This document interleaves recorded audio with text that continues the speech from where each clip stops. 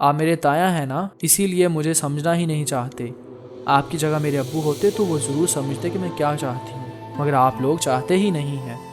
अजरत भाई ने मेरी कितनी इंसल्ट की, इतने बुरे लहजे में मुझसे बात की, मुझे बुरी तरह डांटा और मैं किसी को कुछ कह भी नहीं सकती। यतीम हूँ ना, यतीमों के साथ ऐसा ही सलूक किया जाता है।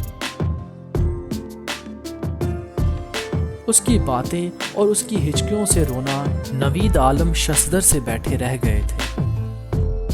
हुनैन, ऐसा क्यों सोचती हैं आप बेटा? क्या मैं आपका अब्बू नहीं हूँ? वो उसका हाथ थाम कर दिल की गिरफ्तगी से बोले थे,